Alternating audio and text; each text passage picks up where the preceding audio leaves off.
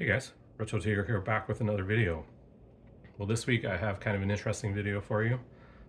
Last week I went to STL Comics to do some browsing and came across a box of old Toybiz variants. Toybiz, if you don't know, if you're not big into action figures, if you haven't seen these many times over in comic book and toy stores, Toybiz put out a line of Marvel Comics toys, and behind each toy was a comic book. McFarlane, you've probably seen these days. McFarlane's doing the similar idea with his figures. I think he's calling them page punchers. But the idea was that you got a free comic book with the purchase of the action figure. And I'd always kind of wondered, and I'd never done kind of a apples to apples A/B sort of look through of these issues to see, how they differ. And so I thought it might make an interesting video to kind of flip through some of these, or at the very least to note kind of what makes the Toybiz variants a little bit different than the actual counterpart. And the bonus is that this is, of course, a John Romita Jr. issue. I obviously bought this because it was a John Romita Jr. variant, and I'm super crazy about John Romita Jr.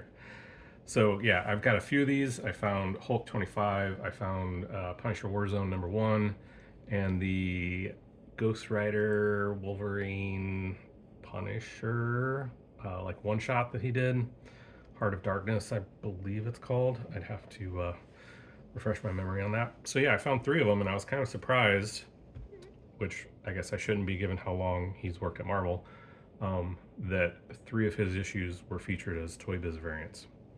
So anyway, yeah, we can just kind of walk through these a little bit here and there. I probably won't go through the whole thing, but definitely take a look at this one more so than this one.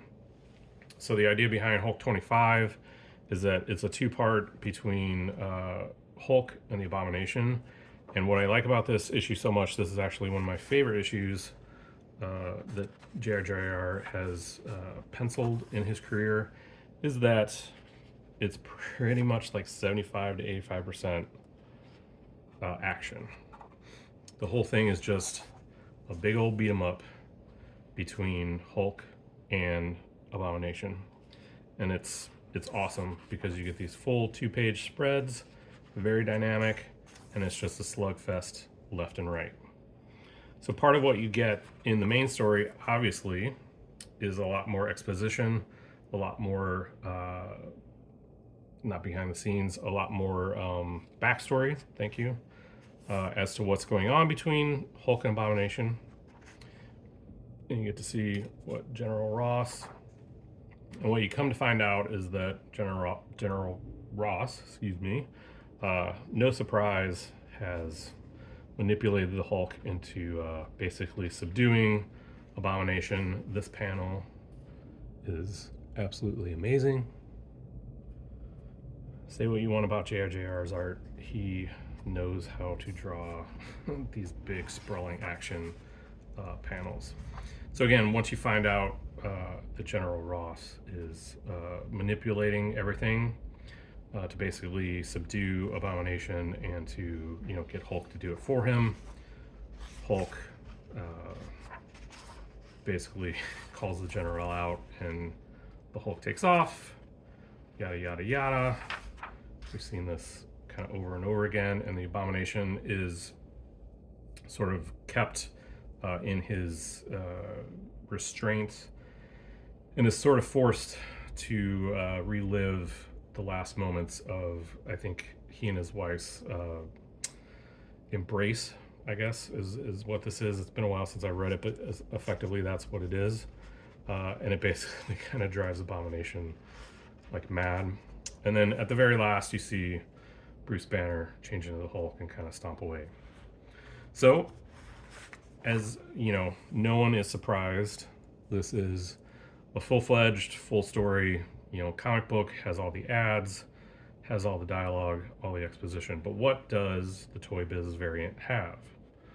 Or more importantly, what does it not have? This book is substantially thinner than the full-fledged off-the-rack issue. So first off, I do want to say that out of all the differences, I do like the Toybiz variant's coloring. It's a little bit more vibrant. This one is a little bit more muted. So if I could, in a sense, swap these two coloring options, I would. But yeah, otherwise, the paper quality of the cover is just your standard, boring, as opposed to the 90s, late 90s Marvel has more of a kind of a texture to it. So that's kind of what I noticed there. It seems a little thicker, obviously. These Toybiz variants were probably made a lot more cheaply than the off-the-rack books.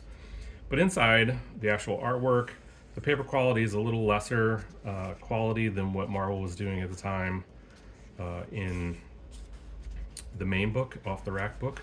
But otherwise, all the story seems to be intact, although this version seems to be focused entirely on the action, to the point where at this point in the book there's at least a page or two of exposition and dialogue that you don't see in between him getting off the ground and actually finally turning into the Hulk and sort of launching himself. So what you see here is definitely like the Cliff Notes version of that, but as I've said, this being basically an all-out 75% battle slugfest, this Toybiz variant actually is almost better because it's like 100% the battle, and that's what's crazy, and that's what I like. So yeah, so we go through this, and obviously the advertisements are changed. They're all Toybiz, advertisements, but you get the real streamlined version. Now, are you missing anything? Well, yeah, you're missing a lot of like what's going on in the Abomination's head right before they fight. You're missing, crucially, I think you're kind of missing a lot of what happens at the end. The last few pages that I just showed of Abomination being tied down here, it's very much abbreviated. They effectively, Bruce is like, basically like, screw you. And then you just kind of see the Abomination in here, and Bruce just kind of leaves. You miss the whole story about Abomination having to repeat the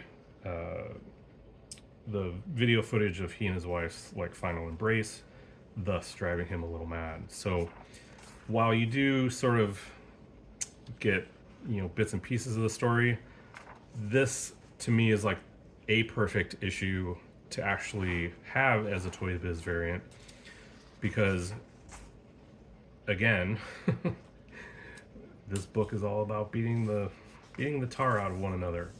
So what better way to sell a Hulk toy than to really sell an issue that has him fighting? Because one of the last things you want to do when you buy a toy and get the comic book out of the back of it is to get all dialogue and no action. So yeah, this one is great. Again, the quality obviously is a little bit less, the ads are a little bit less, the story is a lot less, but in terms of distilling it down to the action in order to sell Hulk action figures, this is actually one of the best issues for it. So yeah, that's essentially kind of all I have to say about it. So yeah, Hulk number 25, one of my favorite JRJR penciled books, mainly for the action. But this Toybiz variant distills it down even more to just the action.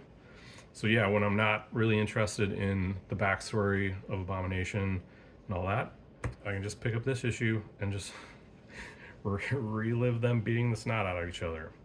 Anyway, guys, that's what I got for today. Hope you enjoyed this kind of look into both of them. These are definitely out in the wild. Prices can vary. These weren't just like $1. They were a little bit more. So apparently they do have some value depending on which issue it is. Like I said, the Hulk, or not Hulk, Punisher, Ghost Rider,